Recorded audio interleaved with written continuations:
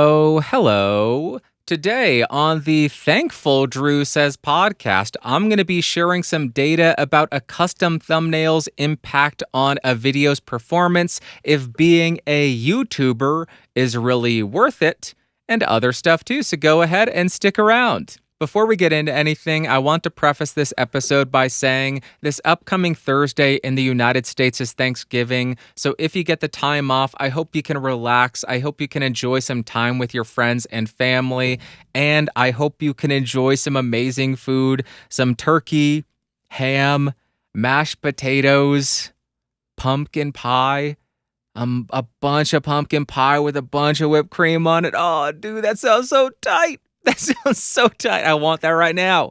I must have pumpkin pie with whipped cream.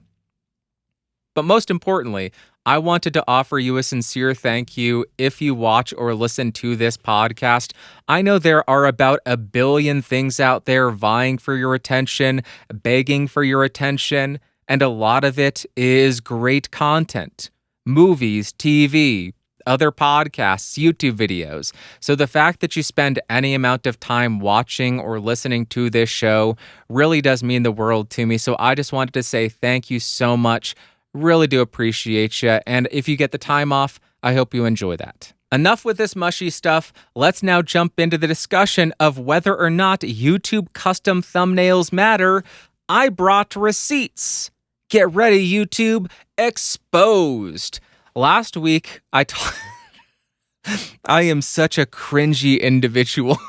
Last week, I talked about how an auto-generated still frame from my podcast episode was performing better, or at the very least on par, with all the other podcast episodes that had thumbnails that took me an hour to make. That led to me questioning, does it really matter? Does that hour really matter? Is it leading to better video performance? Are more people seeing the video? What does it do? So before I recorded last week's episode, I went ahead and changed from the auto-generated thumbnail to a thumbnail A/B comparison, and I will have both thumbnails up on screen. You're correct. They are the same image, essentially. It's like that Office meme. It's the same picture. There are no differences, but one of them I am on the left-hand side, the other I am on the right-hand side. That's the only real difference. I was not expecting any delta in performance between these two thumbnails, but according to the thumbnail comparison, there is a big difference. One of them, I have no idea which one, you will see on screen, led to 75% of the watch duration, the average view duration, which I don't understand human psychology, I guess, because this makes no sense. It's the same thumbnail. It's the exact same thumbnail, but I guess based on this, I would make the determination be on the right-hand side of the frame, the opposite side of the thumbnail as the little timestamp in the bottom of the video saying it's a 12-minute video or whatever. Based on that single data point, that's what I would determine. Following that, we need to look at the impressions of the podcast episode from inception to date. So up until the 6th day, the middle of the 6th day, it had the auto-generated thumbnail, and we can see a very clear trend here, a trajectory of the impressions. And once we changed to the actual custom thumbnail, it looks like we had an improved trajectory. The trend changed and we got a little bit of a bump. It almost looks like it got a second life. And from that day 6 until today, we got an additional 6,300 impressions. So we went from 15,000 up to 21,300. I want to clarify something. I know there are different scales to YouTube, and anybody with a larger channel is going to look at that and say, 6,300 impressions? Bro, that's nothing. I get it. This is a long-form podcast channel that has its audience, and there's nobody else for it. That's fine. So I want to point out different scales, different focuses. This is not going to be indicative for every or representative for everybody. After we see the impressions, then we need to look at the click-through rate, which is, I'm not going to sugarcoat it, it's trash. My click-through rate is garbage. At the beginning, it was around 6%. At the end of last week, it was 3.9 to 4%. And now the cumulative click-through rate, I think it was 3.2%. But after I changed to the custom thumbnail, if we just isolate that part of the graph, it's hovering at or below 2%. That is horrible. A sub 2% click-through rate tells me that very few people care. Less than 2% of people care. And I suppose I was right when I said this thumbnail is not my best work, because that click-through rate, that's a rough one. That is a very rough one. But then we get to the important metric, the metric which indicates whether a video is doing well or not. There are other metrics to quantify that and other measures of success, but views are the most common, so that's what we're focusing on.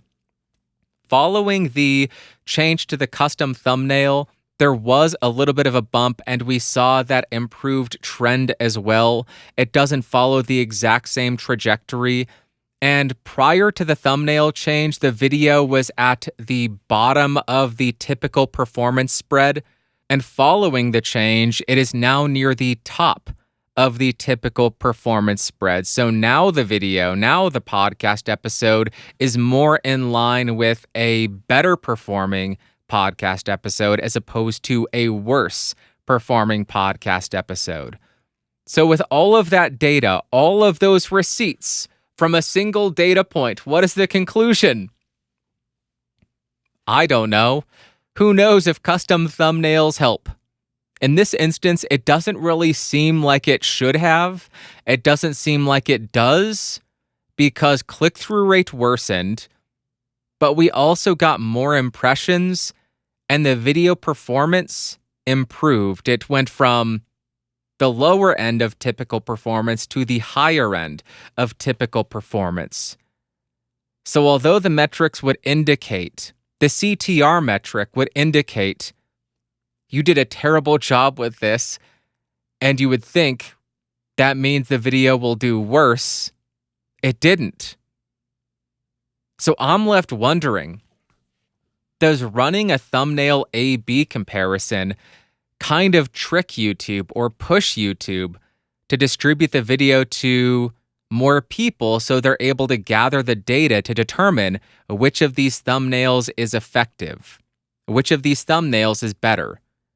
Because if you're not getting any views or impressions, there's no data for them to draw upon, so they would kind of need to push this video that initiates an A/B test to get the data to give you the conclusion, to give you the results of that test.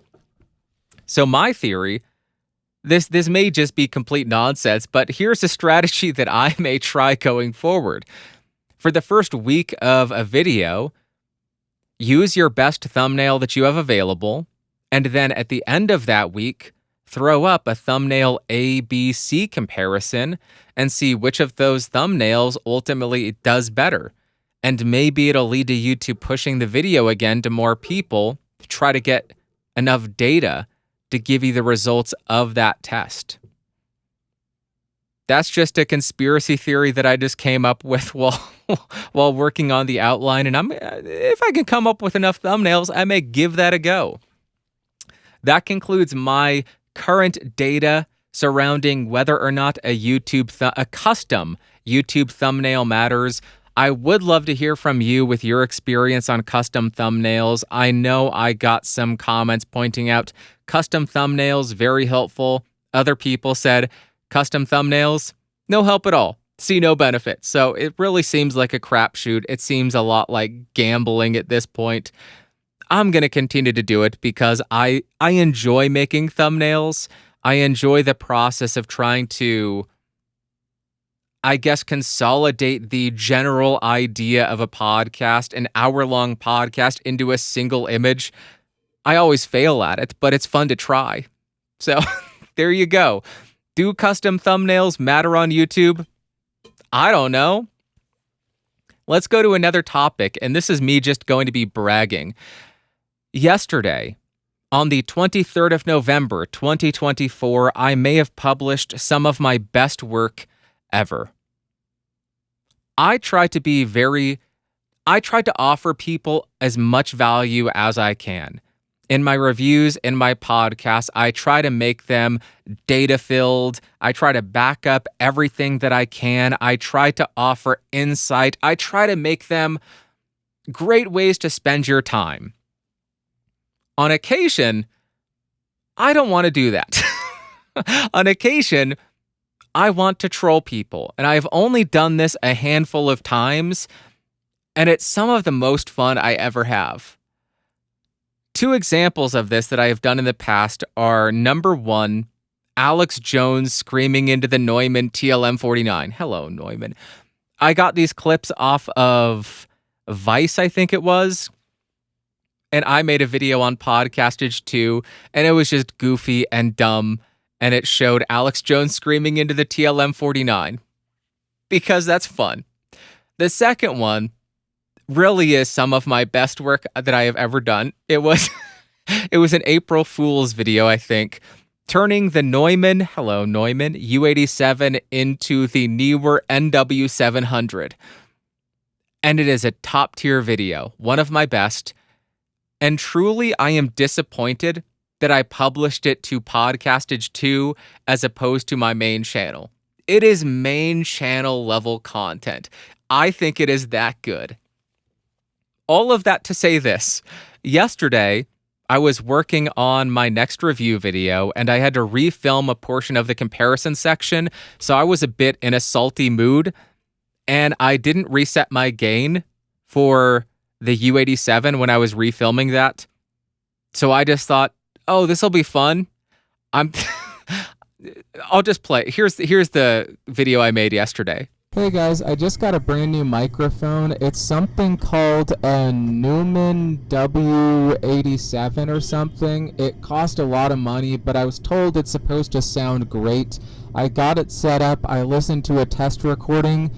I think it's sounding awesome, but I would love to hear from you. What do you think? Is this a good sound? I think I'm going to finally start booking some of those gigs that I've been going out for, so wish me luck. And there you go. Did I lie? Some of my best work. I wasn't wearing headphones while filming that because had I been, I would not have been able to make it through that 30 seconds without laughing. Even without headphones, I was struggling not to laugh, just knowing I was talking into the rear of a U87 while hand-holding it, with traffic noise playing on my computer, with the preamp set too high while I was clipping. It's the little things in life. It brought me so much joy. I loved it. I loved doing that. And so far, only one person has been, I don't want to say tricked, but they left a comment saying, this has to be a joke, right? This sounds so bad. You have to be joking. Now, I am hoping that the short will catch legs and get promoted outside of my typical followers and listeners, because anybody who watches Podcastage knows how to use the U87. He's used it for years at this point, hundreds of videos. He's not going to make this mistake. But I wanted to get outside of people who know who I am, so they actually just freak out and get angry. What? He has that microphone? He's not even talking to the right side. That's what I want to see. And the moment that I start getting those comments, the moment I start getting threats, you have that microphone? You have a microphone that expensive and you're not even using it right? You should die. When I start getting those comments, then my year will be made. So there you go. I just wanted to share that with you because maybe you'll enjoy that as much as I do. Or maybe I'm just a weirdo who enjoys that way more than I should. It's microphone humor. There's an audience of like 6 for microphone humor like that, microphone trolling like that. And to the 6 of you, I know you watch this podcast. I love you. You're my favorite people in the world, my fellow weirdos. Now let us talk about what I have been testing. I am on the Shure MV6, which is a USB gaming microphone, dynamic USB-C microphone for PC gamers and streamers. This is a $150 microphone, and I did buy it with my own money. I do not have any of the processing turned on. And I am re-recording this podcast because I recorded it prior with the auto level on and the digital popper stopper on, and it sounded funny, and I am not okay with that. So I am re-recording the entire thing. All of the processing is off, natural EQ mode, and I really think the marketing of this is probably right for gamers. I don't think the sound quality is really fantastic. I don't know if it's up to snuff for podcasts. For my podcast, I certainly don't think it's up to snuff. Of course I'd go SM7B. It's more than 2x the price. What a dumb thing to say. But it's not up to the par that I want for my podcast. But for some people, maybe it would be enough. It has real-time denoiser, popper stopper, like a plosive reducer, high-pass filter, EQ, going from dark to bright, and then an auto level function, which I deeply dislike. But for gamers, Discord, I suppose it's fine. I used it in Discord last night, didn't receive a single complaint, so it's good enough for that. Yep, that's what I'm testing. My review will be out this coming week. I know 2 Shure products in a row. It was interesting and I bought it, but hey, where's this? We found it. I finally picked this up because I followed my rules. This has been sitting in my cart for months. I was waiting for it to go on sale. It finally went on sale. I bought it. It is the Fifine AM8. I think I bought the wrong one. Is this? No, this is the right one. This is the dynamic microphone. That's the correct one, yeah. So eventually I will do that. Perhaps in 2 weeks that'll come out because people have been raving about that because it's so affordable and apparently sounds pretty decent for the price that you're paying. I think I got it for $45. Gonna be hard for this to beat the CAD E100SX, which I also got for about $45. So we'll see how that goes. Why do I keep clapping? Let's jump to what you had to say. First comment comes from Hacking Hi-Fi. They say, listening to your section on accepting the fading of your channel, I don't think you give yourself enough credit. You're not a channel that creates something that will just come and go. For generations, you have created the most uniform, fact-based information available on hundreds of microphones. This data will still be valuable 10 or 20 years from now, and I expect your channel to age like fine wine. Thanks for all that you do. Hacking Hi-Fi, thank you very much for the comment, and thank you so much for those incredibly kind words. That really does mean the world to me. For the most part, I agree with you. I think that my back catalog of reviews and all the reviews I'll do in the future have a longer shelf life. They are more evergreen than a lot of videos on YouTube, than a lot of channels on YouTube, and even more evergreen than a lot of other tech review channels. The reason I say that, the audio industry, in my opinion, seems to move a lot slower than other tech industries. At least prior to the USB mic realm, the USB interface realm. We have the 58, the SM58, SM7B, U87, U47, RE20, RE16. We have so many microphones that are 30, 40, 50, 60 years old that are still being manufactured, that still record great sounding audio, that people still rely on. Because of that, a review of the SM58 recorded 5 years ago is just as valuable, just as relevant today as it was 5 years ago or 20 years ago. That's not something you can say for a lot of different tech areas because tech seems to be obsolete after 1 or 2 years. But regardless of that, YouTube channels still come and YouTube channels still go. Something could change on YouTube. The algorithm could change. That's something that has happened so many times since 2005, where entire niches of content have disappeared because they stopped getting recommended, and therefore they can't really produce the content anymore because they don't have the viewership to justify the time investment or the capital investment to continue to make the videos. But something else that's completely inevitable is somebody will come along and they can and will do it better than I do it. It happens in every single industry, in every single niche, with every single product.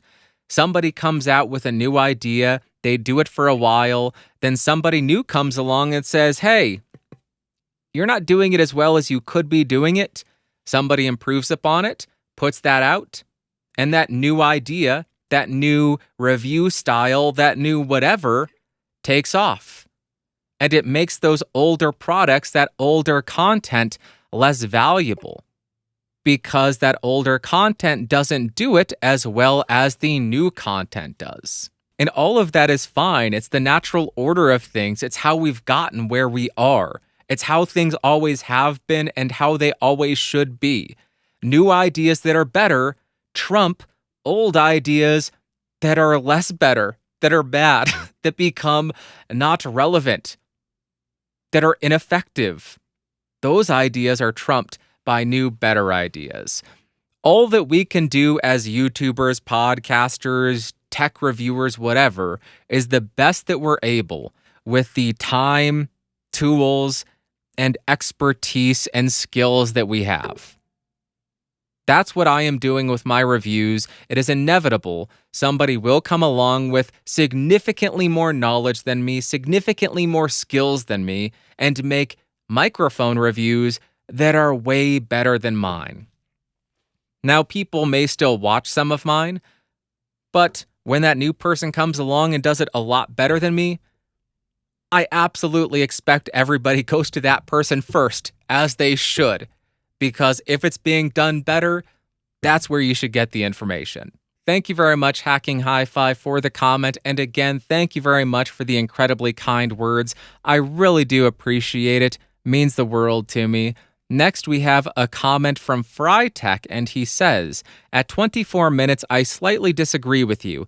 Sure, maybe you can't expect to always stay on top, but as long as you enjoy making these videos and your health is good, there's basically nothing stopping you or other creators to outlast Friends or The Big Bang Theory or anyone else. If it's just you or a very small team that you can sustain, you can certainly do it almost as long as this platform exists. FryTech, thank you very much for the comment, and thank you for the supportive words. On one hand, I agree with you, but on the other hand, I kind of disagree with you. Technically, you are correct. There are no barriers stopping me from creating videos on YouTube, whether I get 0 views or 100,000 views. As long as I have access to the platform, as long as I am not banned, I am able to produce videos and publish them to YouTube, whether it be 5 years, 10 years, or 50 years. And in that case, yes, I would have been producing content longer than Friends, longer than The Big Bang Theory, maybe not longer than Doctor Who, but longer than most television shows. But there are a couple of factors that go into me making the decision to make the videos that I do that I want to dive into and discuss in depth. I want to preface it by saying this is not a woe is me kind of situation or rant. I am just sharing my perspective and my decision-making process on making videos currently and into the future.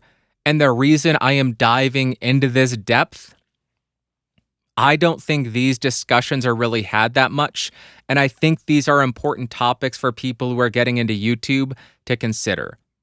The two factors that I think are ignored quite often are time and money.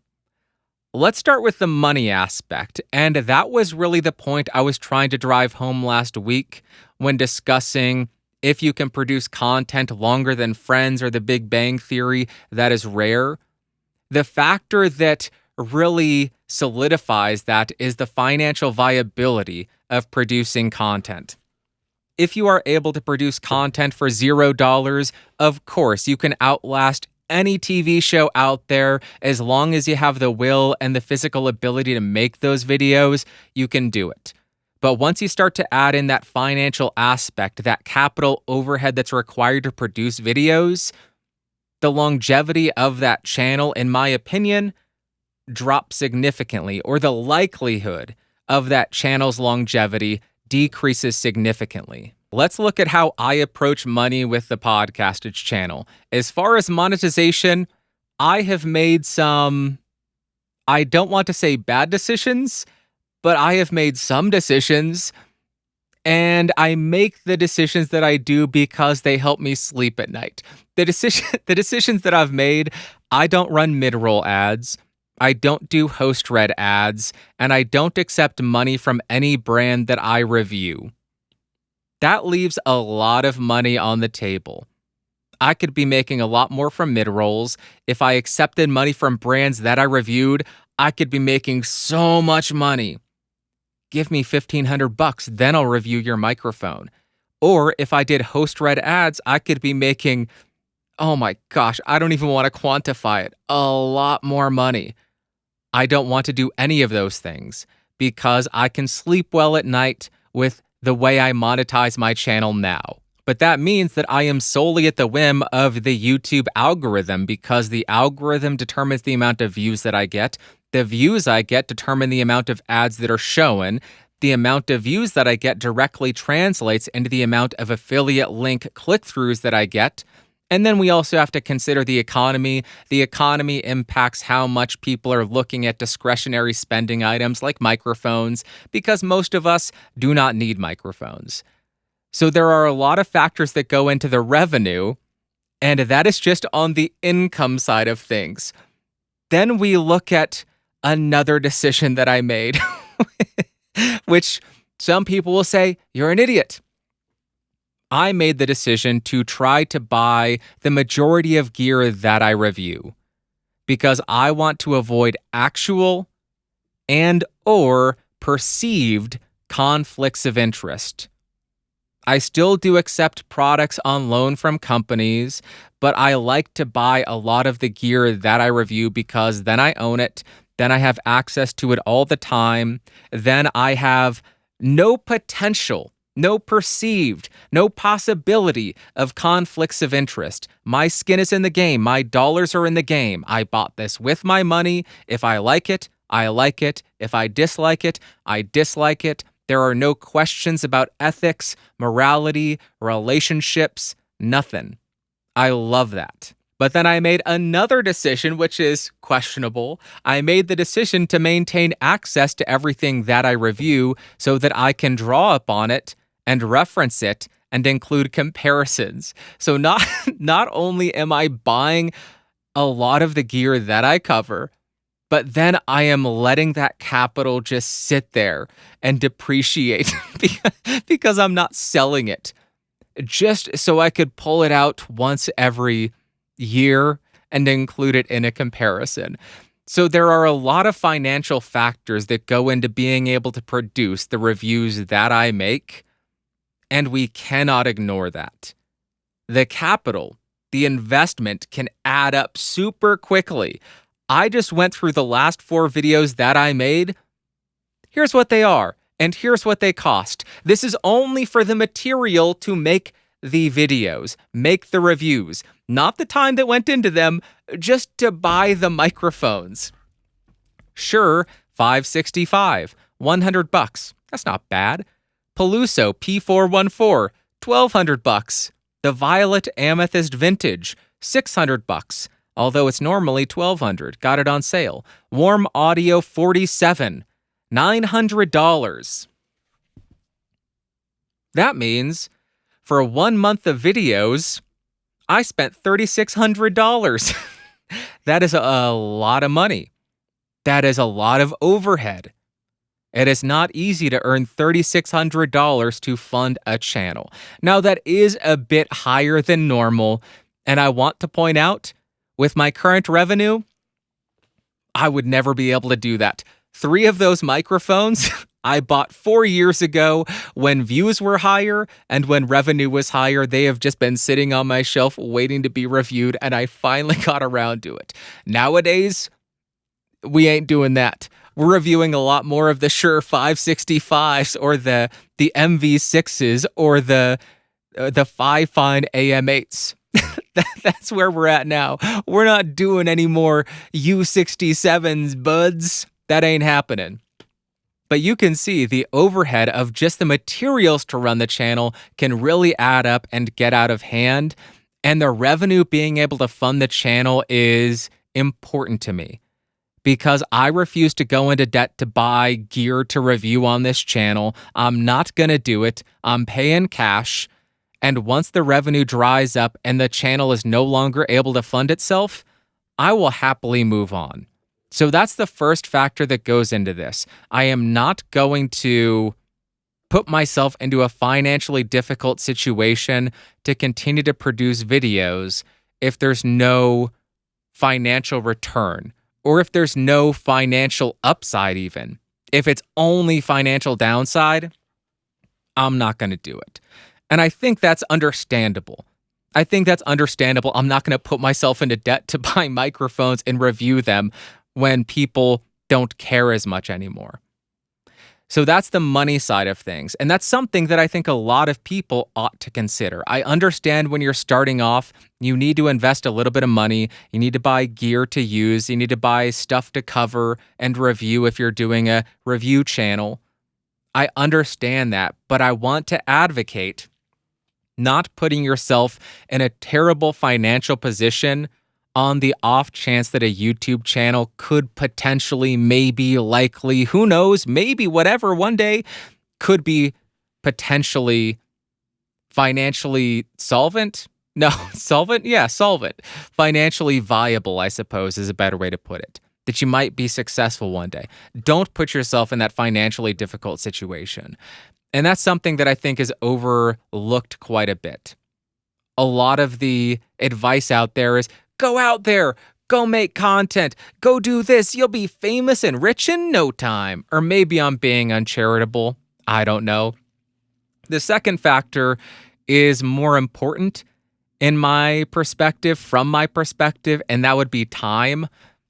Over the years, the amount of time that goes into producing my videos has ballooned.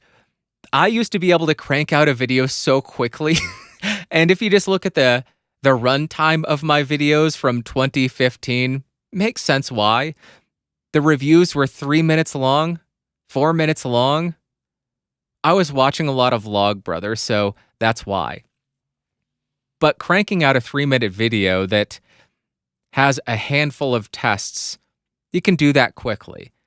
But as you add more and more tests, as you try to get more consistent, as you try to get more thorough, as you try to spend more time away from the recording so you can come back with fresh ears and make sure you're being fair, as you listen on multiple playback systems, different times of the day, in different environments, all of that just adds time to production. All of that adds time to coming up with a conclusion and finalizing it. On a good day, on a good video, I am able to get the filming and editing done in 10 to 12 hours. That's a good video. Outside of that, all the listening, all the research, all the other work that goes into the channel, it is easy to spend 20 to 25 hours a week on making podcastage videos, on running podcastage. Now, as of right now, that's not a problem because I still love making the videos that I make. I still have a ton of fun doing it. But at some point in the future, if views drop significantly, I would need to pause, take a step back, reassess, and do some kind of calculation. I'd have to ask myself, is 20 to 25 hours a week ultimately meaning I am working 65 hours between the day job and YouTube just for podcastage? Is that worth X amount of views? Is sacrificing your social life with friends and family really worth X amount of views? Is foregoing or harming a romantic relationship really worth X amount of views? Now, don't get me wrong, I'm not saying that the only thing that matters is views, and if you get 1,000,000 views, then any kind of sacrifice is worth it. That's not what I'm saying. I am just saying your time is valuable, and you need to quantify or determine if spending 20 or 25 hours a week or whatever you spend on your videos is worth it for the amount of views that you're getting.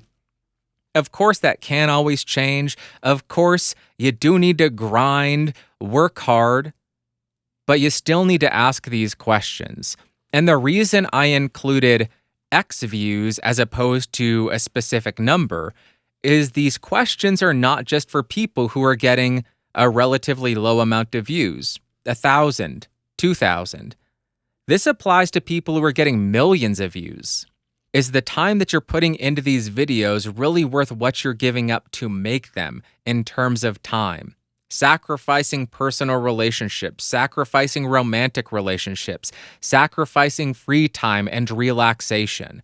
That is something that not just smaller creators need to ask themselves, but even larger creators. And you see a lot of them asking themselves these questions and taking a step back from YouTube at some point, focusing more on family life, focusing more on mental health, focusing less on grinding away on making YouTube videos and getting views. I know this is kind of coming across as discouraging, but that is not the point. If you enjoy making videos, if you enjoy making podcasts, you should do that. That is why I make YouTube videos. It's why I make this podcast. I enjoy it. I have fun.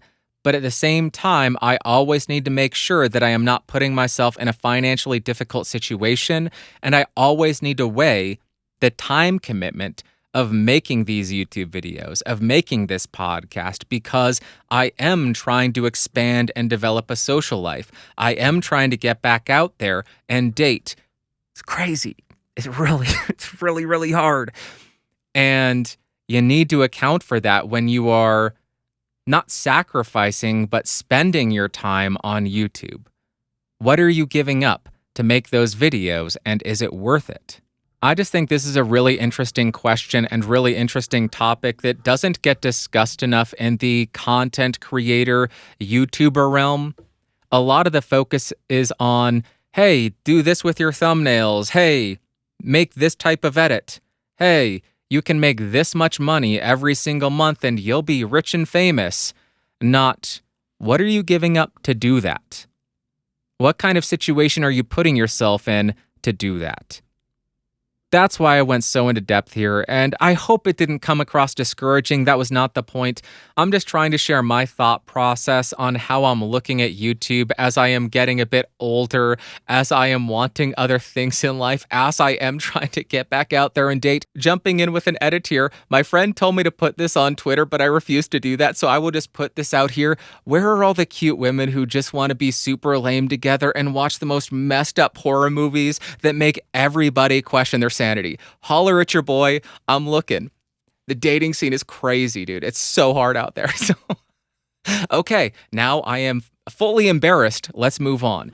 If you're doing YouTube or podcasting full time, I think these calculations or this equation or this discussion is going to be very different because you're going to be able to allocate a lot more of your day to that content, to the podcasting and YouTubing. But for the vast majority of us, that is not the case. We still work that full-time job. We have to spend 20 hours a week. We don't have to. We choose to spend 20 hours a week on content. And then we need to find time to have a social life, to find that significant other, to be in a healthy relationship, all of that stuff. And managing all of those things is quite difficult. But if you're doing it full-time, Godspeed. You have a stronger backbone than I. Okay, that was a long rant to a short comment. Thank you very much, FryTech. Appreciate you. Next, we have a comment from Alex G. Tech, and he says, great episode. On the thumbnail point, I think that the title sometimes carries more weight. I'm glad that YouTube introduced A/B testing, but I think that it's still quite a dumb feature as A, it only allows for up to 3 different thumbs, but the same title, and B, it selects the best thumbnail based on average view duration rather than click-through rate. We can still manually select the thumbnail we want, but I wish it was more transparent. For a podcast episode, in our case tech-related, we've been experimenting with completely ignoring the fact it's a podcast and treat the thumbnail the same way we do our reviews. It's working. Example, if we talk for an hour about 5 to 6 topics, we select the thumbnail based on the topic that is hot that week in terms of interest. So this week, for instance, we'd have a Mac Mini related thumbnail. Alex, thank you very much for the comment, and thank you for sharing your experience with the A/B testing and your approach to making thumbnails. I agree that click-through rate would be more useful for us YouTubers, but AVD or average view duration makes a lot more sense from YouTube's perspective, and we need to remember YouTube is making these tools under the guise of, this is for you, this will help you.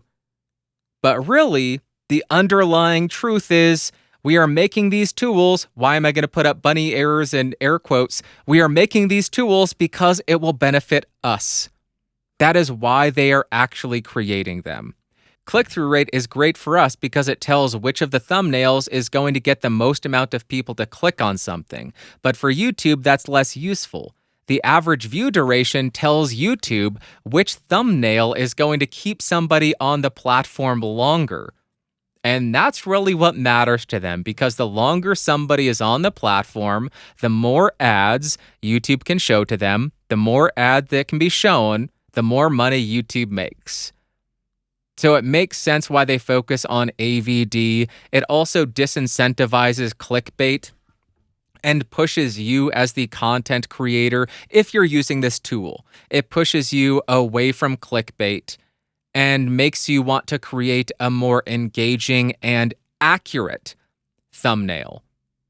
So I think that's why they went with AVD, average view duration, over click-through rate, because what is YouTube's end goal? Keep people on the platform longer. So the thumbnail that will lead to that, that's what they're using. That's what the winner's going to be. Then we get to your thumbnail strategy, and that is great to hear. It is something that I have been struggling with and wondering about for quite some time, because I cover 12 topics. A lot of these episodes end up being 40 minutes long, and after I'm done editing, sometimes I will just think, oh, the good topic was like 25 minutes in, but I feel guilty. I feel wrong making a title and a thumbnail about a topic discussed at 25 minutes in, because I imagine people would view that as clickbait. If they click on a title and a thumbnail that says, is being a YouTuber worth it? And then the first thing they hear is, here's a discussion about thumbnails. Here's a discussion about the MV6. Here's a discussion about a troll video. I imagine they would click off and say, this was clickbait. This is nonsense. This thumbnail makes no sense. So when I go in to make the thumbnail and the title, I typically try to select the first story that I discuss, the first topic that I discuss, because I want to ensure that people are getting they aren't getting exposed to anything. I want to make sure that people are getting the content that they came for. So that is why I do that, why I focus on the first topic discussed. But perhaps I should go the route that you do and just select the hottest topic that I discuss. But then we encounter another issue. I don't discuss hot topics. Hey, let's discuss the analytics of custom thumbnails versus auto-generated still frames. Hey, let's talk about the MV6. Hey, let's talk about the time commitment that goes into YouTube and how you may want to alter that as you get older. I don't discuss hot topics, so I guess that's a me problem. Alex, thank you very much. Thank you very much for the comment and for sharing your insights. I greatly appreciate it. Keep up the great work. Next, we have a comment from Paul Miller, and he says, you think the noise from your AC is that noticeable when the person listening has AC noise or a fan making noise in their room? Most people won't notice unless you tell them. Paul, thank you very much for the comment. You, sir, are exactly right. The overwhelming majority of people who watch or listen to this show will not hear and even if they did hear, would not care about a little bit of background noise. However, I take pride in the audio that I produce, in the audio that I record and edit. I am also one of the weird YouTube mic guys, so I want to make sure that I am doing the best that I can with the tools that I have. And a couple of months ago, in the midst of summer, it was really hot and my AC was on and I didn't shut it off, and I have a gate in my signal chain. And that led to one of the most annoying artifacts that I can think of. You just hear this gate opening and closing and fluctuating, and you hear this 10 or 15 decibel delta between open, close, with this air conditioning, this low-end rumble in the background. It's maddening. Now, you're right. Most people wouldn't notice that, but I noticed it, and it drove me crazy. And I know that a lot of people who watch or listen to this show are audio people as well, and they do care about well-produced audio. Some of them will be listening in good spaces. They'll be listening in studios. They'll be listening on IEMs. They'll be listening with active noise cancellation, with no noise going on around them or anything, and they would hear that, and they would just think, how did you let that get by? What an idiot. How did he let that get in? That's embarrassing. He let that gate artifact in? What a dope. Maybe I am being too critical. I am fine with that because I want my audio to be as good as it possibly can be. So I'm going to make, this is an extreme dramatic way to put it. I'm going to make the sacrifice of shutting off my air conditioning when I record because it yields better audio. And my goal as a podcast producer is to put out the best audio that I am able to produce. That's my stance on it. Even though people won't notice or care, I care. And that's all that matters. Thank you very much, Paul. Last comment comes from Hoops Central, and they say, I think if you buy a microphone for under $600, you got ripped off, lol. I've never mixed a song that was recorded on a budget mic that didn't require me to spend time fixing issues. Granted, there are some decent mics for under $600, but very few, especially when we're talking about a good vocal mic. Hoops, thank you very much for the comment, and thank you for sharing your experience with mixing budget mics.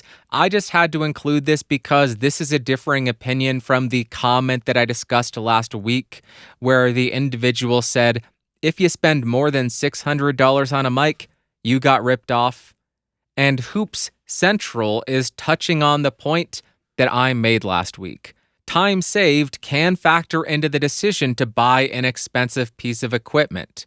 If it allows you to shave off time with editing or setup or anything, over time, the amount of time that's saved could easily equal the amount that you invested in that equipment, if not more.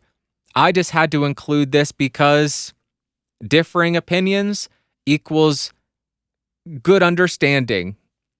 That's not going to catch on. I'll workshop that one. I'll think about how to make that an actual catchy statement. More opinion equals more good. No, that sucks too. All right, that is it for what you had to say. Now we are jumping to value for value because this is a V for V podcast, but this is also a W for W podcast, a water for water podcast. I'm going to take a sip of water now. What value for value means is I do not put ads on this show. I do not put anything behind a paywall. I just produce the episodes, put them out there, and if you get any value out of them, I ask you return that in whatever way you are able, whether it be time, talent, or treasure.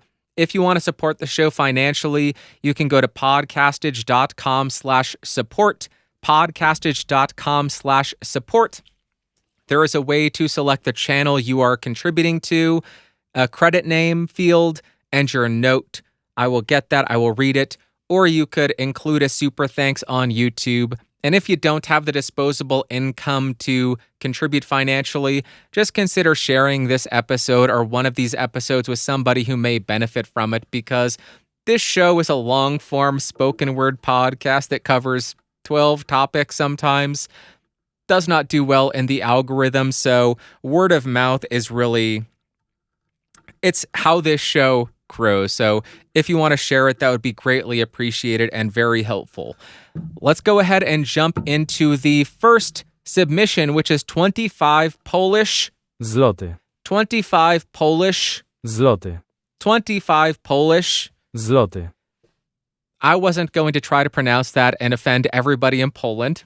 This comes from Oscar, and he says, lately I've been wondering about the point of buying expensive microphones too, but through the lens of live sound.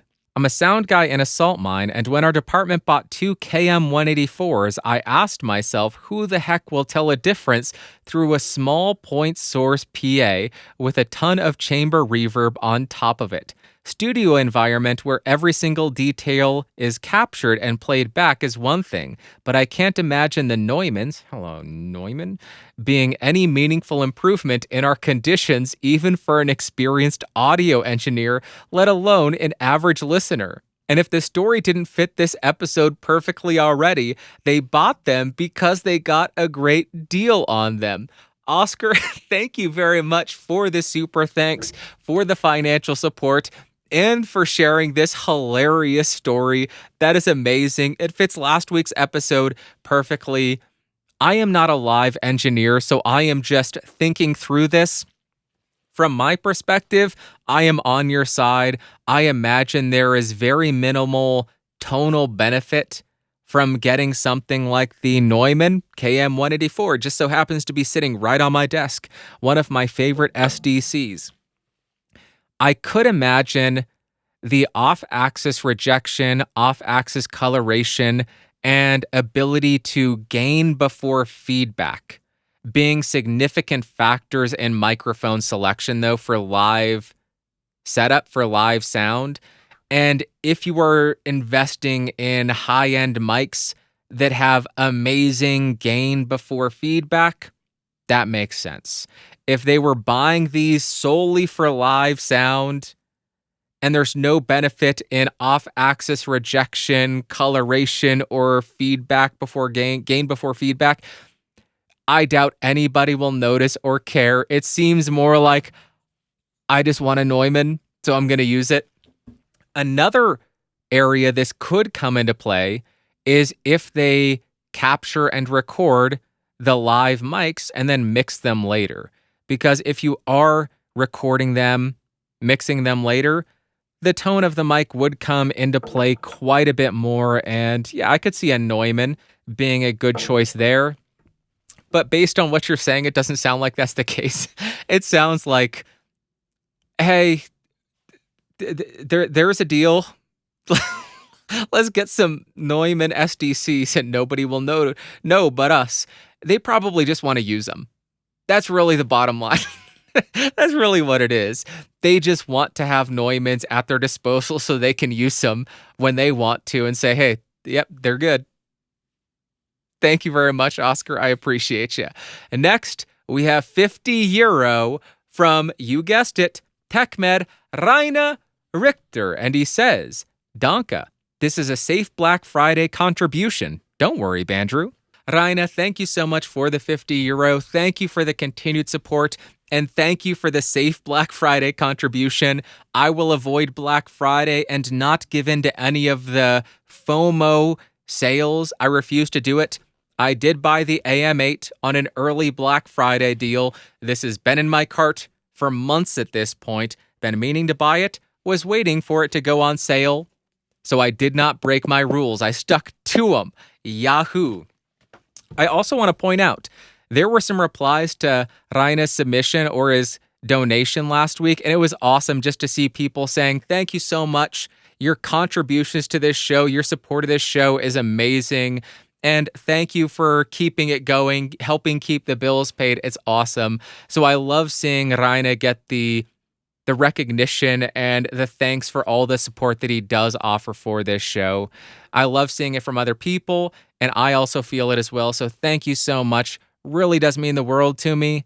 But we are not done on podcastage.support. That's not it. Podcastage.com/support. We got $50 from, you guessed it, TechMed Raina Richter. And he says, for me, each of your videos matters.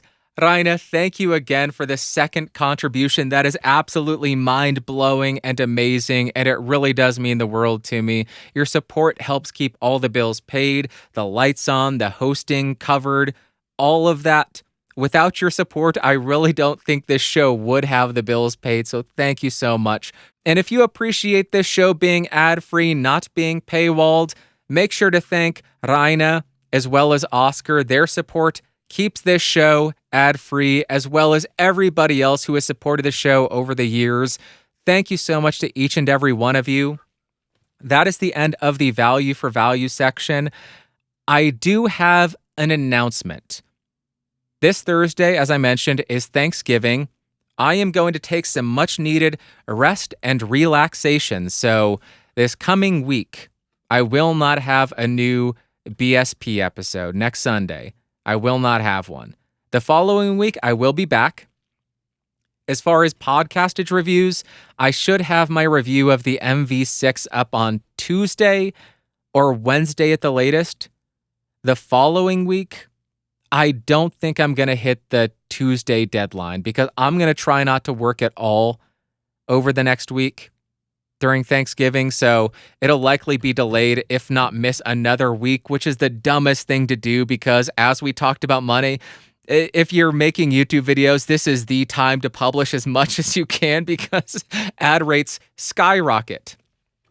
But I made a goal to take more PTO, to take more time for myself, so I'm going to try to hit next week, 2 weeks from now, on Podcastage. It'll likely just be a little bit delayed. So those are my announcements. And that is this week's episode. Thank you so much for coming by. As I mentioned at the beginning, I know you could do anything with your time. There is so much stuff out there just begging for your attention. And I appreciate you spending any amount of time watching or listening to this. I try not to squander it, and I hope you learned something, had some fun. Maybe I made you think, maybe I made you laugh, maybe I made you hate me a little bit more. Any of that is fine. Any of that is okay, as long as I made you feel something. That's amazing. So thank you. Thank you very much. I make myself laugh. That's what's important. I am an idiot. Thank you so much. I hope you have an amazing Sunday, Monday, Tuesday, Wednesday, Thursday, Friday, Saturday. Next Sunday, I will not be back, but I will be back the following Sunday. I love you so much. If you are in the United States, have an amazing Thanksgiving. Enjoy time with family and friends. If you're outside of the U.S. just watching this, thank you so much. I love you. Bye-bye. Whoa, whoa. Boop.